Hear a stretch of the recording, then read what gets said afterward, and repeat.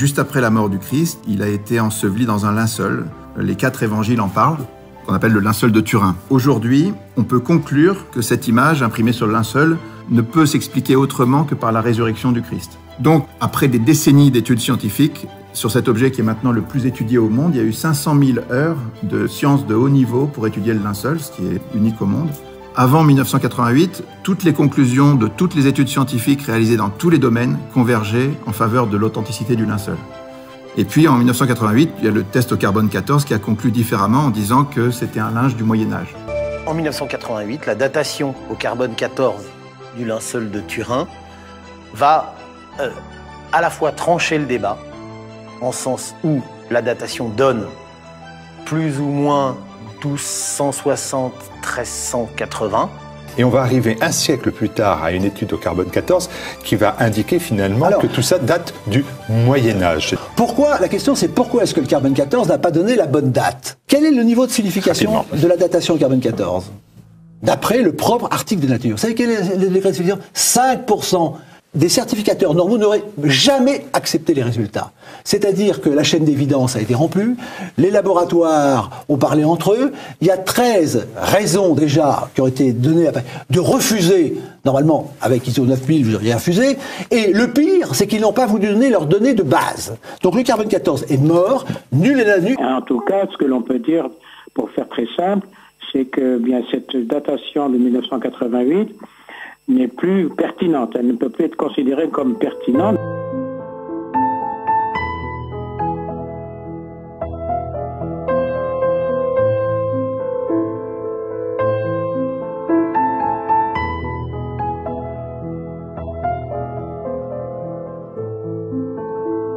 Le premier point, en regardant l'histoire du linceul, c'est le codex de Près. Alors, la thèse, c'est que l'histoire prouve que ce linceul existait manifestement bien avant l'an 944.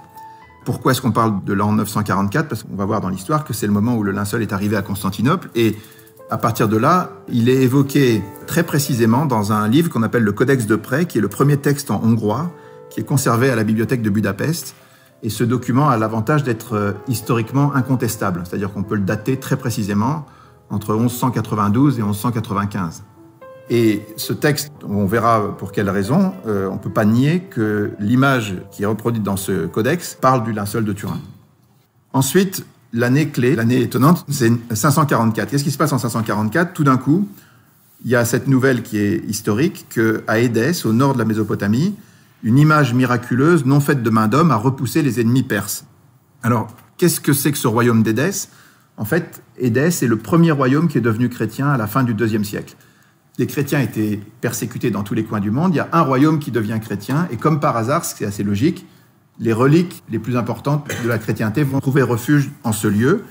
Et au moment où Édesse est attaquée, on sort un linge et les ennemis sont en déroute. Cette histoire est rapportée un peu partout. Donc on est à peu près sûr qu'il y a eu un événement étonnant autour d'un linge comme ça à Édesse en 544. Alors, après cette date charnière, en 650, les musulmans arrivent à conquérir Édesse et le linge est caché, mais on sait qu'il reste vénéré, il y a des témoignages là-dessus. Et en fait, c'était une certaine providence que le linge soit caché à nouveau dans un contexte musulman, parce que entre 730 et 787, il y aura ce qu'on appelle la querelle iconoclaste, c'est-à-dire que dans l'Empire byzantin, on va se mettre à détruire toutes les images parce qu'on considère que ça ne respecte pas les commandements de l'Ancien Testament, mais il y a toute une querelle là-dessus. Finalement, elle est tranchée par un concile qui dit non, maintenant que le Christ s'est fait homme, il a pris un visage et donc on peut représenter le Christ. Mais si jamais le linceul avait été gardé dans un contexte chrétien, il aurait été détruit. Il y a eu une quantité phénoménale d'images qui ont été détruites à ce moment-là par ceux qui avaient le pouvoir et qui étaient iconoclastes. Donc, par chance, il était caché dans le contexte musulman et il a été conservé. Après ça, l'Empire byzantin, après avoir détruit les icônes, il devient iconolâtre. C'est-à-dire que tout d'un coup, toutes les icônes deviennent extrêmement recherchées. Et on entend parler de cette icône d'Édesse qui est extraordinaire. Et donc, il y a une expédition spéciale qui est menée par l'Empire byzantin en 943 pour faire une percée dans l'Empire musulman et aller assiéger la ville d'Édesse, tout spécialement. Ça, c'est historique, on le sait de manière certaine. Et finalement, ils s'arrêtent devant la ville d'Édesse et au lieu de faire la guerre et d'attaquer la ville, ils vont négocier pour qu'on leur remette la précieuse relique en échange de 12 000 pièces d'or et de tous les prisonniers qu'ils avaient, c'est-à-dire 200 prisonniers qui sont remis en échange de la relique. Cette relique est ensuite amenée à Constantinople. l'empereur de Byzance la reçoit dans une procession triomphale. On a des dizaines de témoignages là-dessus. Ça se passe le 15 août 944. Il y a un dessin qui est publié 2 siècles après par Jean Skilidzes qui illustre ça. On voit l'empereur embrassant le visage du Christ sur un linge qui a une certaine longueur. Mais est-ce que c'est le linceul de Turin? On s'en doute, mais on va l'apprendre de manière certaine grâce au Codex de Près. Donc pour l'instant, le linceul est conservé dans l'église des Blachernes et au Pharos, c'est-à-dire l'église des Blachernes, c'est au nord de Constantinople, et le Pharos, c'est là où était l'empereur. Puis on a des témoignages qui circulent de l'un à l'autre.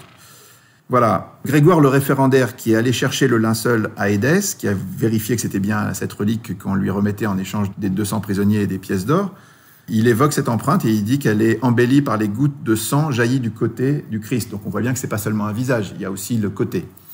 Il y a d'autres témoignages encore. Mais finalement, comme je vous disais, vers 1190, le linceul est précisément évoqué dans le Codex de Près, qui est ce premier texte en hongrois incontestable. Alors, qu'est-ce qui nous fait penser de manière certaine que c'est en voyant le linceul qu'on a dessiné cette image?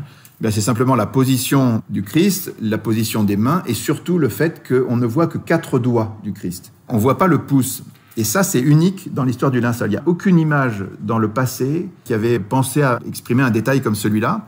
Et d'où ça vient? Eh bien, le chirurgien Barbet, qui a fait des expériences en 1932, il a écrit La Passion selon le chirurgien en regardant le linceul.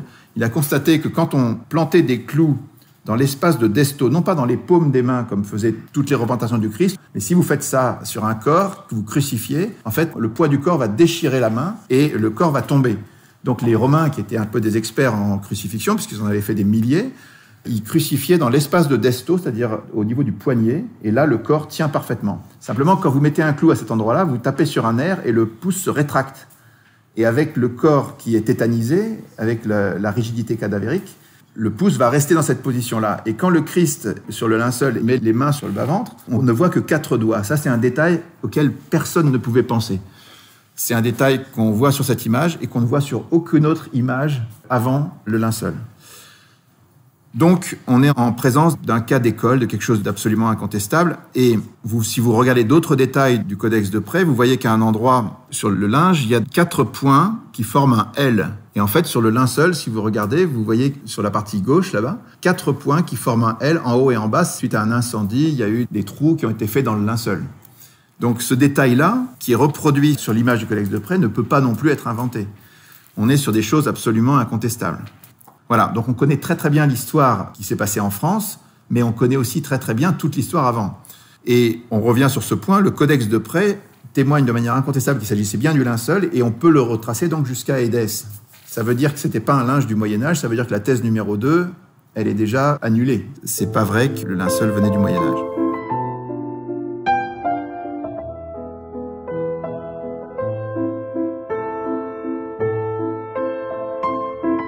Le négatif fait apparaître une image que l'on n'a jamais vue, c'est normal, puisque c'est un négatif. On voit se déployer une image fantomatique du Christ, et tout particulièrement de son visage, et l'imaginaire du XXe siècle va se charger, en quelque sorte, de filer cette image.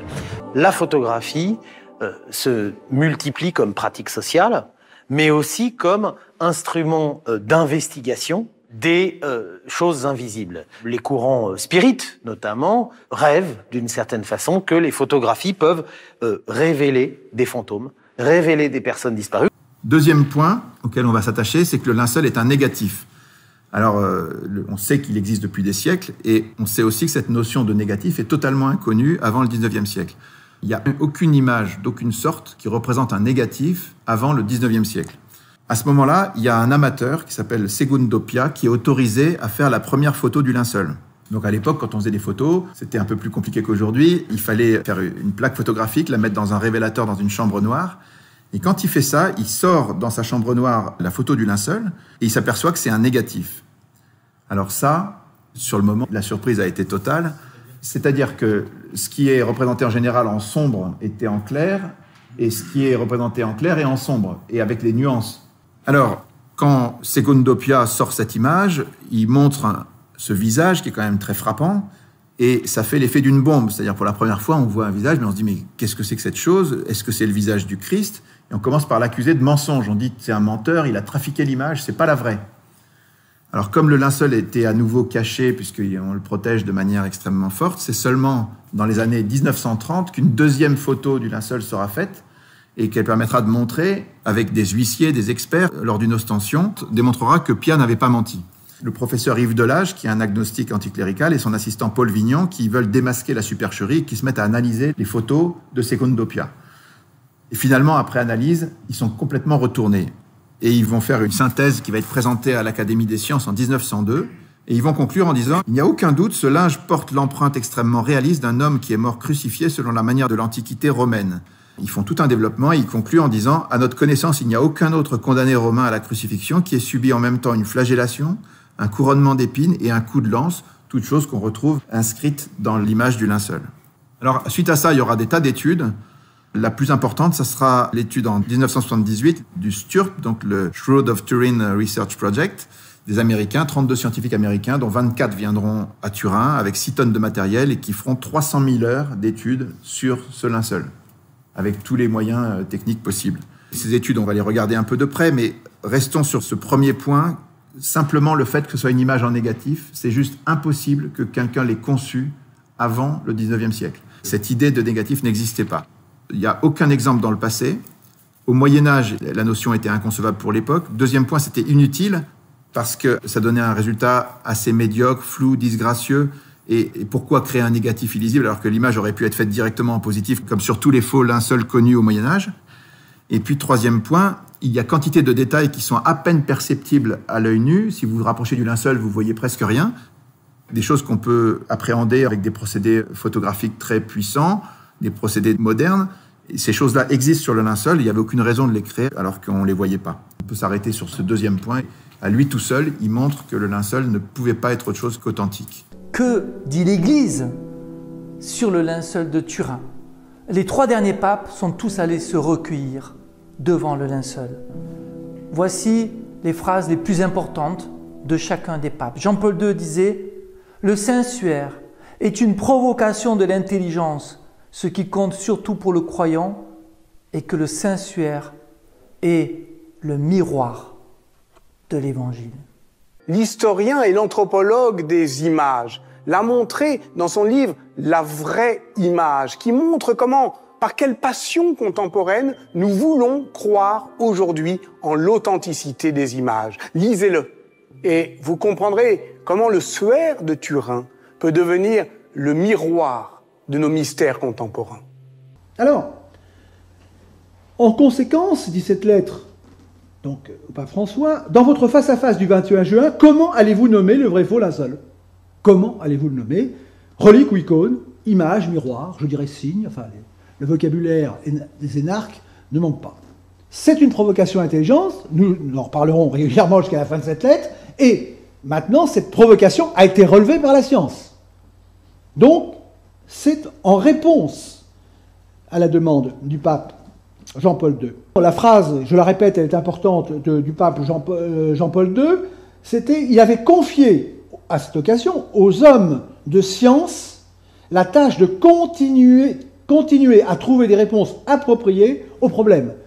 Il faisait référence au carbone 14, lié à ce linceul qui, selon la tradition, disait-il, aurait, conditionnel, enveloppé le corps de notre Rédempteur lorsqu'il fut déposé de la croix. On voit très très bien dans cette expression, et nous y reviendrons, que le statut religieux du linceul n'est plus un authentique depuis 2014.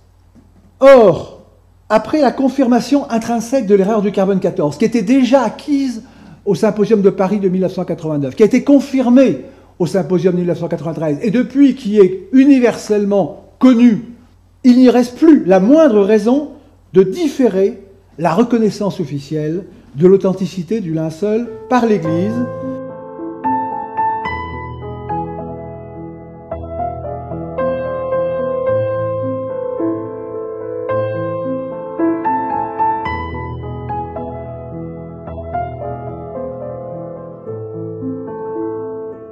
Troisième point, ce linge est une sorte d'exposition de l'évangile de la Passion.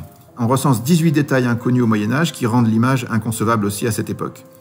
Toutes les études qui succèdent pendant un siècle vont conclure, donc comme on avait dit, de manière concordante, et c'est l'objet le plus étudié au monde. Alors d'abord, si on regarde le tissu lui-même, c'est un linge de 4,40 mètres par 1,10 m, qui est constitué d'un lin pur et tissé en chevron, c'est-à-dire un procédé de tissage qui était connu au Moyen-Orient au temps de Jésus.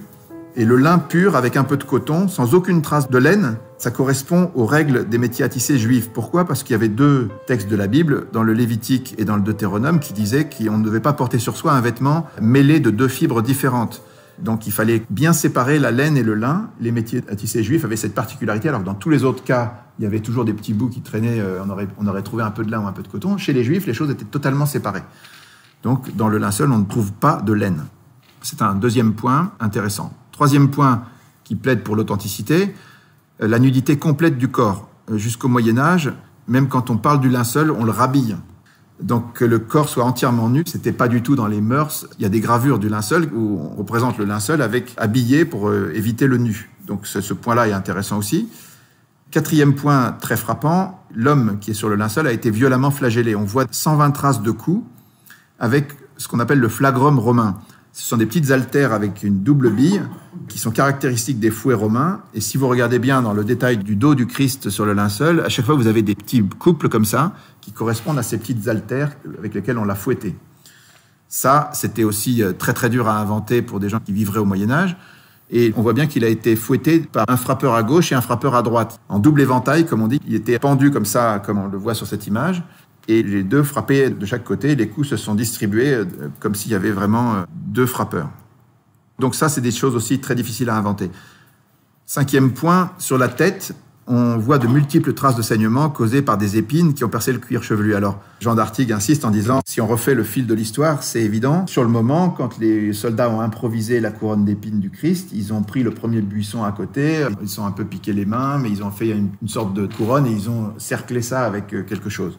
Donc la couronne du Christ que Saint Louis a acheté si cher pour la garder à Paris, dans la Sainte-Chapelle, en fait, c'est surtout la partie qui entourait les épines. Voilà, donc cette logique qu'on déduit des évangiles, on la retrouve sur le linceul de Turin avec une couronne d'épines qui a percé le cuir chevelu du Christ, en bonnet et non pas de manière circulaire. Ensuite, il y a le coup de lance. Cet homme a reçu, après sa mort, on peut le prouver, un coup de lance sur le côté qui a percé le péricarde. Il y a eu des écoulements de sang qu'on peut voir sur le linceul. Et il y a eu aussi du sérum parce qu'on a fait de la spectrographie, c'est-à-dire qu'on a envoyé une lumière sur le linceul et on s'est aperçu avec la lumière qui a été réfléchie qu'il y avait des traces de sérum humain sur cette partie du Christ. Donc quand l'évangile dit que va sortir du sang et de l'eau, on est pile dedans. C'est un détail aussi qu'on aurait vraiment du mal à inventer au Moyen-Âge. Au niveau du visage, on voit des coups violents, on voit le cartilage nasal qui a été dévié, des tuméfactions sur le nez et sur la joue, quelqu'un qui a subi des coups. C'est un 7e point. On a parlé de ces clous dans les poignets, qui sont vraiment quelque chose de tout à fait extraordinaire. Toutes les représentations du Christ avant le linceul mettaient les clous dans la paume des mains, et l'exactitude scientifique, elle est sur le linceul. Toutes les études ont dit qu'il y avait des pollens endémiques, c'est-à-dire des pollens qui ne se retrouvent que dans la zone de Jérusalem, au moment de la Pâque, du printemps des Juifs. Donc, même si ces études sont contestées, c'est aussi un élément quand même important qui a été testé par plusieurs équipes. Un autre point qui, lui, pour le coup, n'est pas contesté, c'est qu'on a retrouvé de la poussière d'aragonite, la pierre calcaire de Jérusalem. L'aragonite existe dans d'autres endroits du monde, mais on la retrouve dans le nez, les pieds et un genou de l'homme qui est sur le linceul. Donc, dans l'hypothèse du Christ, ça colle parfaitement. Il est tombé dans sa passion, il a tapé sur le sol, et qu'on retrouve des petits fragments de la poussière d'aragonite, ça se justifie complètement. Et si jamais quelqu'un devait créer un linceul au Moyen-Âge en France, jamais il penserait à mettre des petits cristaux d'aragonite de la pierre de Jérusalem pour tromper son monde. Enfin, c'est juste impossible. 11e point, il y a eu un contact réel d'un corps humain avec du sang, de la sueur, du sérum, mais aucune trace de putréfaction, qui en général vient avant 30 heures. Pas toujours, il y a des corps conservés miraculeux dans l'Église catholique, mais en général, entre 30 et 40 heures, vous avez déjà des traces de putréfaction, il n'y en a aucune sur le linceul. Donc le corps n'est pas resté longtemps en contact avec le linceul a priori. Ensuite, si vous regardez bien au niveau des traces de sang, vous voyez que d'abord, l'image qui a été produite sur le linceul, qui représente le corps, elle n'imprime pas en dessous des taches de sang. Donc les taches de sang existaient avant la production de l'image. Mais surtout, quand vous collez un corps humain, le sang coagule très très vite. Et ensuite, quand vous arrachez le corps, vous arrachez une petite partie des parties microscopiques des fibres.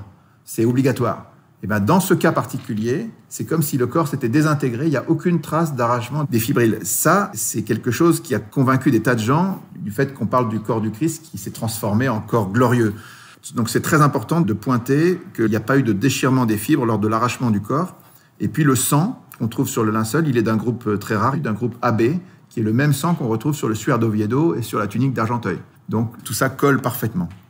Dernier point très frappant, il y a un témoignage qu'il faut voir de Barry Schwartz, qui est un photographe juif qui a participé aux travaux du Sturp en 78. C'est un juif qui a suivi l'étude du linceul avec toute l'équipe et qui était passionné par tout ça. Mais il avait un point qui le gênait un peu, c'était que le sang sur le linceul était rouge. Et il dit, mais c'est pas possible, le sang, au bout de quelques heures, et en quelques années encore plus, il devient noir. Et finalement, un jour, on lui a appris que quand un corps est soumis à un stress intense pendant plusieurs heures, il émet de la bilirubine. La bilirubine qui est générée par le corps va fixer le sang dans le rouge. Et quand il a appris ça, donc si on parle du Christ, il a subi toute l'agonie, il a un stress terrible pendant toute la passion, son corps a été traumatisé, et cette sécrétion de bilirubine justifie que le sang devait rester rouge. Donc là aussi, quelque chose de tout à fait frappant.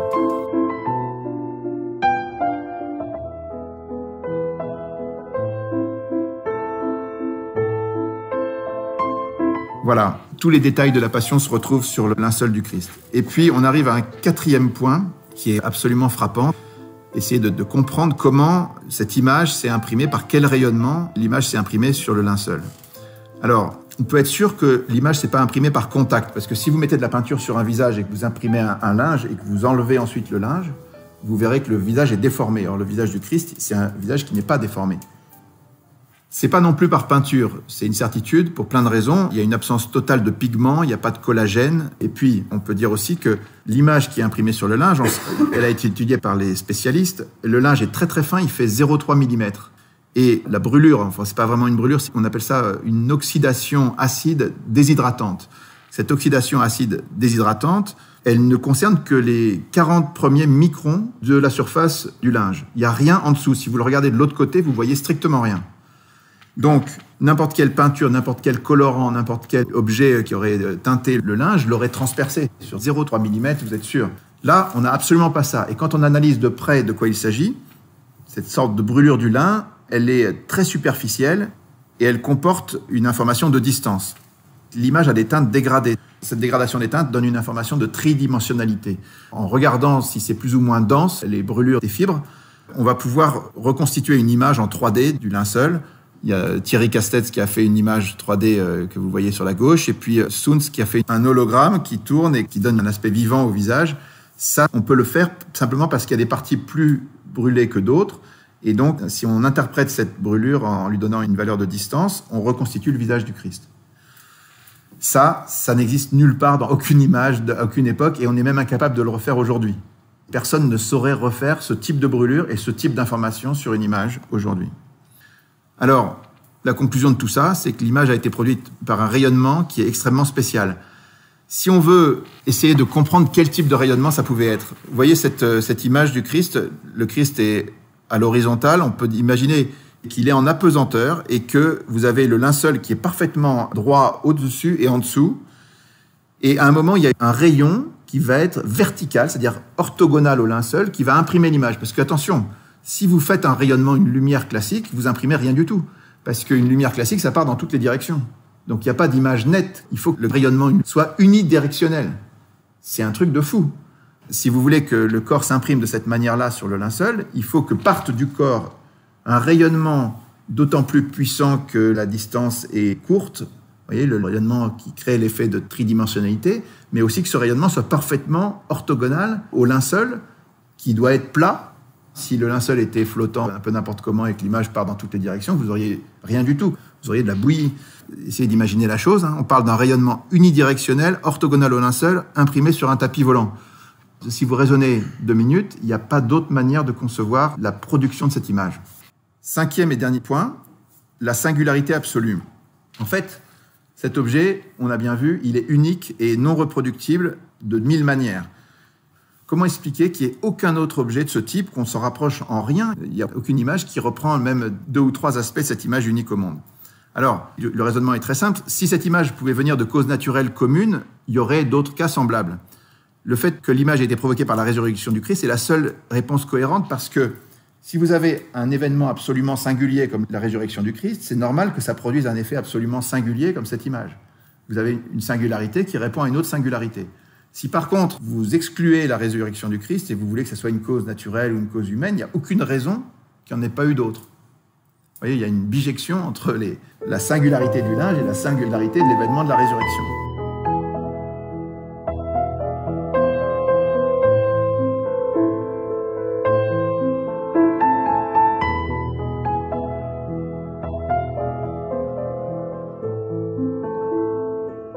Le pape Benoît XVI, que nous dit le Saint-Suaire?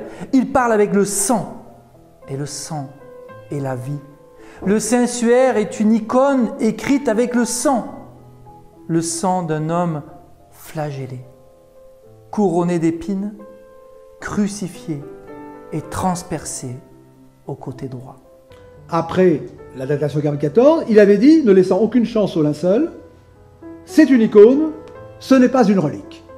Donc c'est bien la définition d'un artefact et d'un faux. Et c'est la chaire de vérité qui est la plus intéressée à faire sortir le linceul de l'intolérable situation d'ambiguïté dans laquelle l'a plongé la brutale dégradation du linceul du statut de relique, véritable au rang d'icône, factice, par le custode pontifical d'alors, qui était Balesrero. Et vous, qui dites-vous que je suis?